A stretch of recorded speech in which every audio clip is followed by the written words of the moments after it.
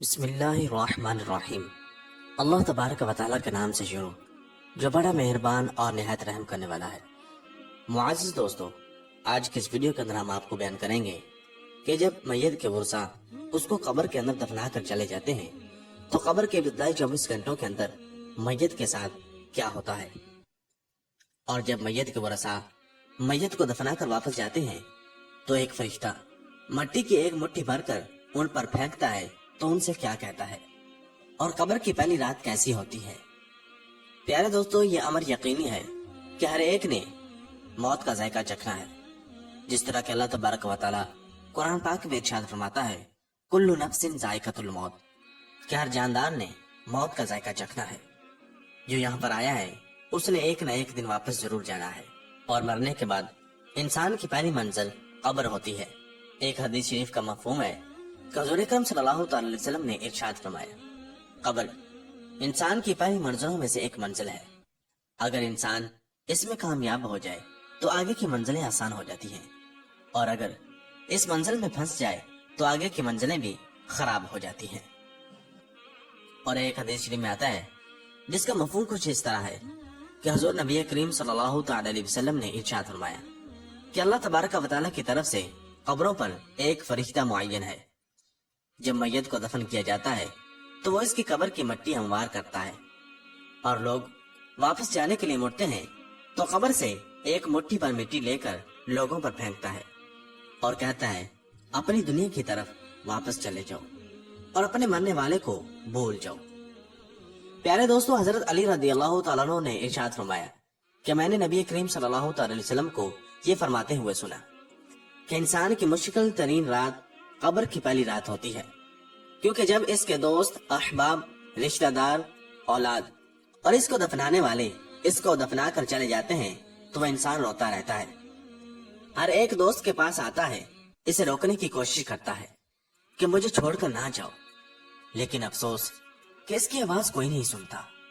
تو اب وہاں پر قبرستان میں ہر کوئی اکیلا رہ جاتا ہے۔ تب ہمارا سامنا ان فرشتوں سے ہوتا ہے جو ہمارے اعمال ہوتے ہیں۔ اب وہ کس شکل میں ہمارے پاس آتے ہیں، اچھے یا برے، اس بارے میں کوئی کچھ نہیں کہہ سکتا۔ تب وہ ہم سے اس دنیا میں گزاری ہوئی زندگی کے متعلق سوال کریں گے، جن سوالوں کے جواب ہماری زندگی میں موجود ہیں جب تک ہم سانس لے رہے ہیں۔ اور ایک حدیث شریف میں آتا ہے جس کا مفہوم کچھ اس طرح ہے کہ رسول اکرم صلی اللہ تعالی علیہ وسلم نے ارشاد فرمایا کہ تم قبرستان جایا کرو، کیونکہ قبرستان موت کو یاد دلاتا ہے، اس سے عبرت حاصل ہوتی ہے۔ میں نے اپنے رب سے اپنی والدہ کی قبر پر جانے کی اجازت مانگی تھی، مجھے اس کی اجازت مل گئی، لہذا تم بھی قبرستان جایا کرو۔ اس سے دنیا سے بے رغبتی پیدا ہوتی ہے اور آخرت یاد آتی ہے۔ حضرت سیدنا سعید بن مسیب رضی اللہ تعالیٰ عنہ ارشاد فرماتے ہیں کہ ایک مرتبہ ہم مولا کائنات شیر خدا حضرت علی رضی اللہ تعالیٰ عنہ کے ہمراہ مدینہ منورہ کے قبرستان گئے۔ حضرت علی رضی اللہ تعالیٰ عنہ نے قبر والوں کو سلام کیا اور فرمایا اے قبر والو، تم اپنی خبر بتاؤ گے یا ہم تمہیں بتائیں؟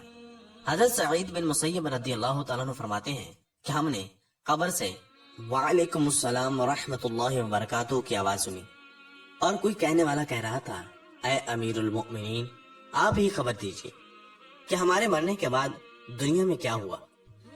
حضرت علی رضی اللہ تعالیٰ عنہ نے ارشاد فرمایا سن لو، تمہارے مال تقسیم ہو گئے، تمہاری بیویوں نے دوسرے نکاح کر لیے، تمہاری اولاد یتیموں میں شامل ہو گئی، جس مکان کو تم نے بہت مضبوط بنایا تھا اس میں تمہارے دشمن آباد ہو گئے۔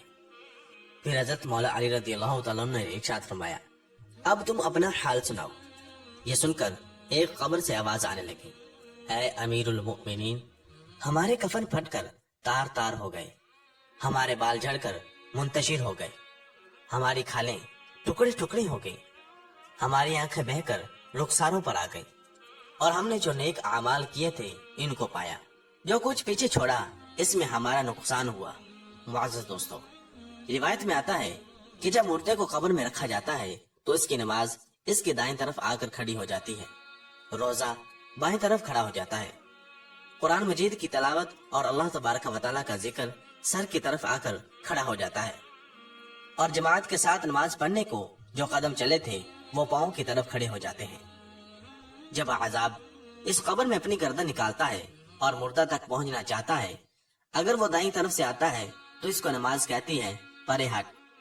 خدا کی قسم، یہ شخص دنیا میں بہت مشقت اور مصیبت اٹھاتا رہا، ابھی اسے ذرا آرام کرنے دو۔ پھر عذاب بائیں طرف سے آنا چاہتا ہے تو روزہ اسی طرح اس کو ہٹا دیتا ہے۔ پھر وہ سر کی طرف سے آنا چاہتا ہے تو تلاوت قرآن مجید، ذکر الہی اس کو روک دیتے ہیں اور اس سے کہتے ہیں ادھر تیرا راستہ نہیں ہے۔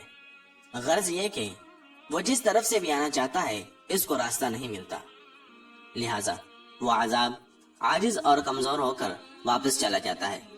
اور اس کے بعد صبر جو ایک کونے میں کھڑا ہوتا ہے وہ ان عبادتوں سے کہتا ہے کہ میں تو اس انتظار میں تھا کہ اگر کسی طرف کی عبادت میں کچھ کمزوری ہو تو میں اس کی طرف سے ہمدردی کروں گا، مگر الحمدللہ تم نے ہی مل کر اس کو دفع کر دیا، لہٰذا اب میں اعمال تولنے کے ترازو میں اس کے کام آؤں گا۔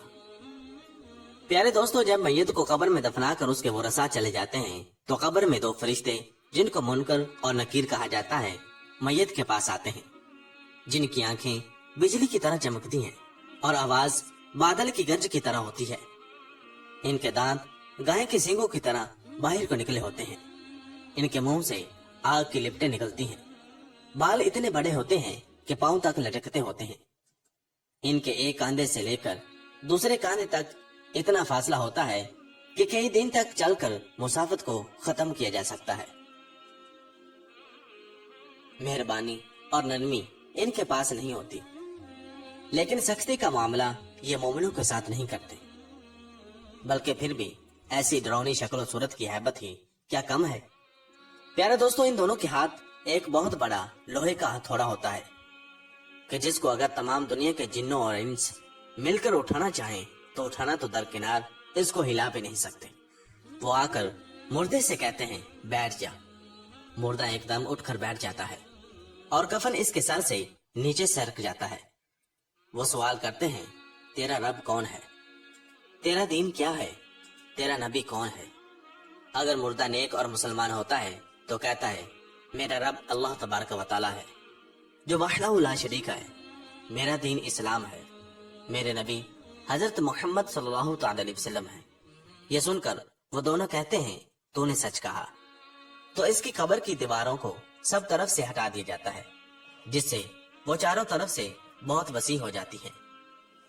اس کے بعد فرشتے کہتے ہیں سر اٹھاؤ۔ مردہ جب اوپر کو سر اٹھاتا ہے تو اس کو ایک دروازہ نظر آتا ہے جس میں جنت نظر آتی ہے، اور وہ کہتے ہیں اے اللہ تبارک و تعالیٰ کے دوست، وہ جگہ تمہاری رہنے کی ہے، اس وجہ سے کہ تم نے اللہ تبارک و تعالیٰ کی اطاعت اور فرمان برداری کی۔ حدیث پاک میں آتا ہے جس کا مفہوم کچھ اس طرح ہے کہ رسول اکرم صلی اللہ تعالی علیہ وسلم نے ارشاد فرمایا کہ قسم ہے اس ذات پاک کی کہ جس کے قبضہ قدرت میں میری جان ہے، کہ مردے کو اس وقت ایسی خوشی ہوتی ہے کہ جو کبھی ختم نہیں ہوگی۔ اس کے بعد وہ فرشتے کہتے ہیں کہ اپنے پاؤں کی طرف دیکھ۔ جب وہ دیکھتا ہے تو وہ دوزخ کا دروازہ نظر آتا ہے جس سے دوزخ کا حال نظر آتا ہے۔ وہ فرشتے کہتے ہیں کہ اے اللہ تبارک و تعالیٰ کے دوست، تو نے اس دروازے سے نجات پا لی ہے۔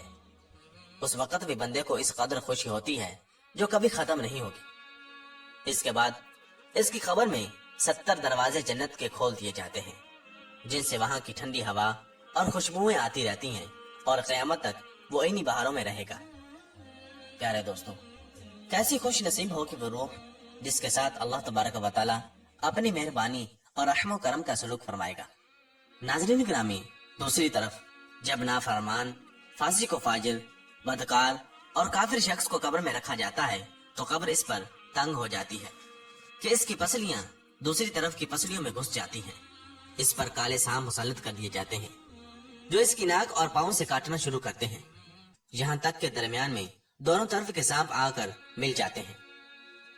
پھر اس کے پاس 2 فرشتے جن کا نام منکر اور نکیر ہوتا ہے قبر میں آتے ہیں۔ وہ آ کر پوچھتے ہیں تیرا رب کون ہے؟ تیرا دین کیا ہے؟ تیرا نبی کون ہے؟ وہ ان کے ہر سوال میں جواب دیتا ہے کہ میں کچھ نہیں جانتا۔ پھر وہ فرشتے اس کو اس قدر زور سے مارتے ہیں کہ ان کے گرز کی چنگاریاں قبر میں پھیل جاتی ہیں۔ اس کے بعد وہ فرشتے اس کو کہتے ہیں کہ اوپر دیکھ۔ وہ اوپر کی طرف جنت کا دروازہ دیکھتا ہے، جنت کی باغ و بہار وہاں اس کو نظر آتی ہے۔ فرشتے اس نافرمان سے کہتے ہیں کہ اے اللہ تبارک و تعالیٰ کے دشمن اور نافرمان، اگر دنیا میں تو اللہ تبارک و تعالیٰ کی اطاعت اور فرما برداری کرتا تو یہ تیرا ٹھکانہ ہوتا۔ ایک حدیث میں آتا ہے جس کا مفہوم کچھ اس طرح ہے کہ رسول اکرم صلی اللہ تعالی علیہ وسلم نے ارشاد فرمایا کہ قسم ہے اس ذات پاک کی جس کے قبضہ میں میری جان ہے کہ اس کو اس وقت ایسی حسرت ہوتی ہے کہ اس جیسی حسرت پھر کبھی نہیں ہوگی۔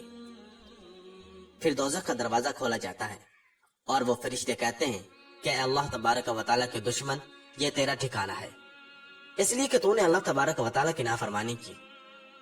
پھر جہنم کے 70 دروازے اس کی قبر میں کھول دیے جاتے ہیں جن سے قیامت تک گرم ہوائیں اور دھواں وغیرہ اس کو آتا رہتا ہے۔ الامان والحفیظ۔ معزز دوستو، قبر کا معاملہ بڑا سخت ہے۔ حضور اکرم صلی اللہ تعالی علیہ وسلم نے ارشاد فرمایا کہ قبر تمام فتنوں سے بڑھ کر بڑا فتنہ ہے۔ ہمیں چاہیے کہ ہم اللہ تبارک و تعالیٰ کی نافرمانی سے بچیں اور نیک اعمال کریں اور قبرستان میں جایا کریں تاکہ ہمیں بھی اپنی موت کی یاد آئے اور موت کو یاد کر کے ہم دنیا سے بے رغبتی اور آخرت کی تیاری کریں۔ اللہ تبارک و تعالیٰ سے دعا ہے کہ اللہ تبارک و تعالیٰ ہمیں نیک اعمال کرنے اور گناہوں سے بچنے کی توفیق عطا فرمائے اور ہمیں اپنی قبر اور اپنی آخرت کی تیاری کرنے کی